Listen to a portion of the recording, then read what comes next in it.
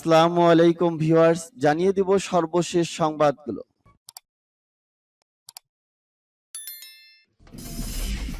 সংবাদের শুরুতেই জানিয়ে দিব সংবাদ শিরোনাম। 2035 সালের মধ্যে চীনের পারমাণবিক অস্ত্র 3 গুণ বাড়তে পারে বললেন পেন্টাগন। সিরিয়া তুরস্ক উত্তেজনা নিরসনে প্রস্তুত ইরান। রাশিয়ার উপর হামলা চালাতে ইউক্রেনের প্রতি ন্যাটোভুক্ত দেশের আহ্বান। যৌথ টহলে বোমারু উড়ালো রাশিয়া চীন। দখলদার ইহুদিবাদী সরকার আরব বিশ্বে চরমভাবে ঘৃণিত বললেন নাসের কানআনি। এবং জানিয়ে দিব সর্বশেষ শিরোনাম। আফগানিস্তানে মাদ্রাসায় বিস্ফোরণ, বহু হতাহত। এতক্ষণ শুনছিলেন সংবাদ শিরোনাম, এখন শুনবেন সংবাদের বিস্তারিত। তো বন্ধুদের কাছে রিকোয়েস্ট, এই ভিডিওতে একটা লাইক দিবেন, আর ভালো লাগলে অবশ্যই বন্ধুদের মাঝে শেয়ার করে দিবেন। 2035 সালের মধ্যে চীনের পারমাণবিক অস্ত্র 3 গুণ বাড়তে পারে বললেন পেন্টাগন। চীনের পারমাণবিক অস্ত্র ভান্ডার নিয়ে ভবিষ্যৎবাণী করেছেন যুক্তরাষ্ট্র। দেশটির প্রতিরক্ষা দপ্তর পেন্টাগনের দাবি, 2035 সালের মধ্যে চীনের পারমাণবিক অস্ত্র ভান্ডার 3 গুণ বাড়বে। গতকাল মঙ্গলবার প্রকাশিত পেন্টাগনের এক প্রতিবেদনে একথা বলা হয়েছে। আজ ভারতীয় গণমাধ্যম এনডিটিভি এএফপির বরাত দিয়ে এ তথ্য জানিয়েছে। প্রতিবেদনে বলা হয়েছে, চীনের পারমাণবিক অস্ত্র ভান্ডার 2035 সালের মধ্যে 3 গুণ বাড়বে।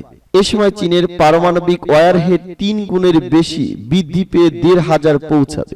পেন্টাগনের ওই রিপোর্টসে বলা হয়েছে, মার্কিন প্রতিরক্ষা বিভাগ ধারণা করছে চীনের অপারেশনাল পারমাণবিক ওয়ারহেডের মজুদ 400 ছাড়িয়ে গেছে। চীন যদি তার পারমাণবিক সম্প্রসারণের গতি অব্যাহত রাখে, তবে দেশটি সম্ভবত 2035 সালের মধ্যে প্রায় 1500 ওয়ারহেড মজুত করবে। পেন্টাগনের প্রতিবেদনে বলা হয়, পারমাণবিক অস্ত্র বহনে সক্ষম ব্যালিস্টিক ক্ষেপণাস্ত্রের আধুনিকায়নে কাজ করছে চীন। দেশটি 2021 সালে প্রায় 135টি ব্যালিস্টিক ক্ষেপণাস্ত্রের পরীক্ষা চালিয়েছে। পেন্টাগনের মূল্যায়ন হল, চীনের বিমান বাহিনী দ্রুত অগ্রগতি হচ্ছে, তারা দ্রুত পশ্চিমা বিমান বাহিনীগুলোর সক্ষমতার পর্যায়ে চলে আসছে। সিরিয়া তুরস্ক উত্তেজনা নিরসনে প্রস্তুত ইরান। ইসলামিক প্রজাতন্ত্র ইরানের পররাষ্ট্রমন্ত্রী হুসাইন আমির আব্দুল্লাহিয়ান বলেছেন, সিরিয়ার সীমান্তবর্তী এলাকায় তুরস্কের নিরাপত্তা উদ্বেগের বিষয়টি তেহরান বুঝতে পারে। দুদেশের মধ্যকার বিদ্যমান মতপার্থক্য দূর করার বিষয়ে ইরান মধ্যস্থতা করতে প্রস্তুত বলেও তিনি জানান। আমির আব্দুল্লাহিয়ান বলেন, তুরস্কের উদ্বেগ দূর করার জন্য সেগুলো যথাযথভাবে শনাক্ত করা দরকার এবং এজন্য দুই দেশের মধ্যে নিরাপত্তা আলোচনা অব্যাহত থাকা জরুরি। সামরিক অভিযানের মাধ্যমে এর কোনো সমাধান হবে না। ইরানি পররাষ্ট্রমন্ত্রী বলেন, নিরাপত্তা উদ্বেগ দূর করার জন্য তুরস্ক স্থল বাহিনীর অভিযান চালাবে বলে যে ঘোষণা দিয়েছে, তা কোনোভাবেই বিদ্যমান সমস্যার সমাধানে সাহায্য করবে না, বরং ক্ষতি ডেকে আনবে এবং পরিস্থিতি জটিল হবে। তুরস্কের পররাষ্ট্রমন্ত্রী মেভলুত চাগুসলোবুর সঙ্গে গতকাল সন্ধ্যায় টেলিফোন আলাপে এসব কথা বলেন আমির আব্দুল্লাহিয়ান। টেলিফোন আলাপে তুর্কি পররাষ্ট্রমন্ত্রী সিরিয়া পরিস্থিতিতে তার দেশের অবস্থান তুলে ধরেন এবং দুই দেশের মধ্যকার সংকট নিরসনের ক্ষেত্রে ইরানের ভূমিকায় প্রশংসা করেন।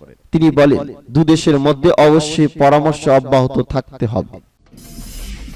রাশিয়ার উপর হামলা চালাতে ইউক্রেনের প্রতি ন্যাটোভুক্ত দেশের আহ্বান। লাটভিয়ার পররাষ্ট্রমন্ত্রী এডগালস রিনকেভিক্স রাশিয়ার উপর হামলা চালানোর জন্য ইউক্রেনের প্রতি আহ্বান জানিয়েছেন। এজন্য তিনি ন্যাটো সামরিক জোটকে ভয় না পেয়ে ইউক্রেনকে হামলার অনুমতি দেওয়ার আহ্বান জানান। তিনি বলেন, পশ্চিমা দেশগুলোর সরবরাহ করা অত্যাধুনিক অস্ত্র দিয়ে ইউক্রেন রাশিয়ার গভীর অভ্যন্তরে হামলা চালাতে পারে।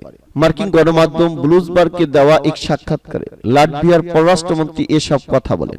রোমানিয়ার রাজধানী বুখারেস্টে ন্যাটো জোটের পররাষ্ট্রমন্ত্রীর বৈঠকে অবকাশে তিনি এই সাক্ষাৎকার দেন। রিনকেভিক্স বলেন, রাশিয়া যে সমস্ত জায়গা থেকে ইউক্রেনের উপর ক্ষেপণাস্ত্র হামলা চালাচ্ছে, ইউক্রেনের সামরিক বাহিনীর উচিত সেই সব জায়গায় হামলা চালানো। তিনি বলেন, আমাদের উচিত রাশিয়া যেসব স্থাপনা ব্যবহার করে ক্ষেপণাস্ত্র অথবা বিমান হামলা চালাচ্ছে, সেগুলোর উপর হামলা চালানোর জন্য ইউক্রেনকে পশ্চিমা অস্ত্র ব্যবহারের অনুমতি দেওয়া। ইউক্রেনের সাথে রাশিয়ার সংঘাত শুরুর পর থেকে এ পর্যন্ত পশ্চিমা দেশগুলো বিপুল পরিমাণ অস্ত্র ও সামরিক সরঞ্জাম সরবরাহ করছে কিয়েভকে।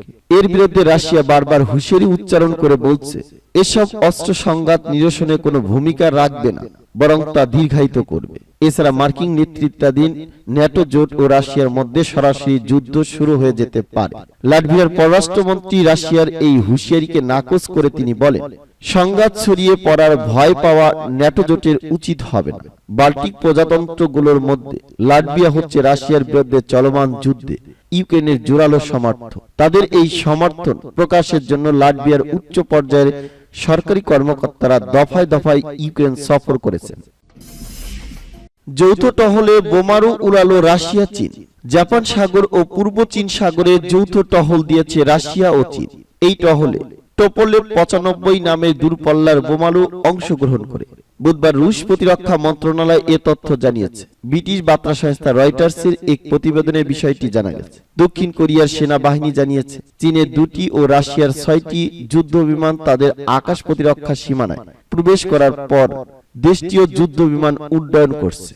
রাশিয়ার প্রতিরক্ষা মন্ত্রণালয় জানায়, টহলের রুটে নির্দিষ্ট পর্যায়ে কৌশলগত ক্ষেপণাস্ত্রবাহী উড়োজাহাজ বিদেশি যুদ্ধ বিমানকে সঙ্গ দিয়েছে। মন্ত্রণালয় দাবি করছে, চীন ও রুশ উড়োজাহাজ আন্তর্জাতিক আইনের ধারা মেনে টহল দিয়েছে এবং কোন দেশের আকাশ সীমা লঙ্ঘন করা হয়।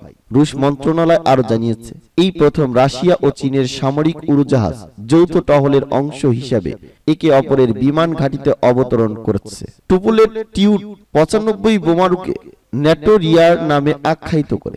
এটি এবং টিইউ-160 কে রাশিয়ার পারমাণবিক বাহিনীর দূরপাল্লার বিমান হামলার মেরুদণ্ড বলে মনে করা হয়।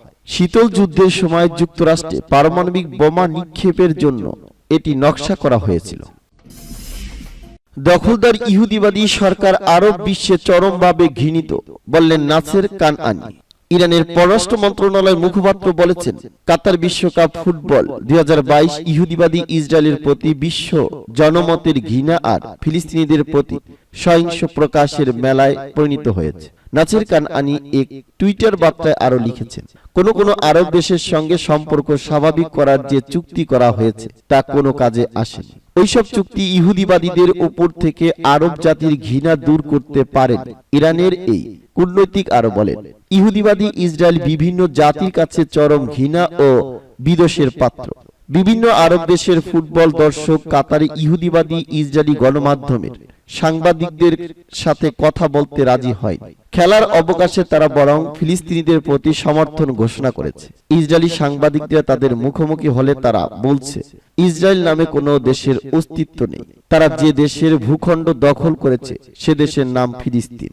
কাতারি, তিউনিসিয়া, লেবানন এমনকি সৌদি সমর্থকরাও ইসরায়েলি সাংবাদিকদের সঙ্গে কথা বলতে রাজি হয়নি। তিউনিসিয়ার দর্শকরা তাদের দেশের খেলা চলাকালে ফিলিস্তিনিদের সমর্থনে প্লাকার্ড বহন করেছে। সেই সব প্লাকার্ড ইসরায়েলি মিডিয়া সহ পশ্চিমা মিডিয়াও কভার করছে।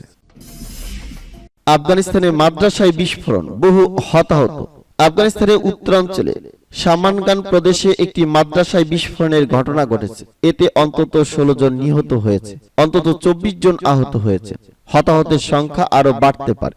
স্থানীয় তালেবান কর্মকর্তা হামলার তথ্য নিশ্চিত করেছেন। তিনি জানিয়েছেন, সামানগান প্রদেশের রাজধানী আইবক শহরে একটি মাদ্রাসা লক্ষ্য করে হামলা চালানো হয়েছে। আহতদের প্রাদেশিক রাজধানী শহরের একটি হাসপাতালে ভর্তি করা হয়েছে। হাসপাতালের এক চিকিৎসক জানায়, হতাহতদের সবাই শিশু ও সাধারণ বেসামরিক নাগরিক। এখন পর্যন্ত কোনো গোষ্ঠী হামলার দায় স্বীকার করেন।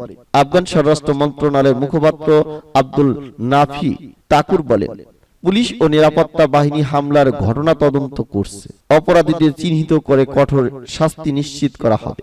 গত বছর আফগানিস্তানে ক্ষমতায় আসার পর থেকে যুদ্ধ বিধ্বস্ত দেশটির অভ্যন্তরীণ নিরাপত্তা সুরক্ষিত করার চেষ্টা করছে তালেবান সরকার। এর মধ্যে সাম্প্রতিক সময়ে মসজিদ ও শিক্ষা প্রতিষ্ঠান ঘিরে বেশ কয়েকটি হামলা চালানো হয়েছে। এর বেশিরভাগই দায় স্বীকার করেছে জঙ্গি গোষ্ঠী আইএসের স্থানীয় গ্রুপ।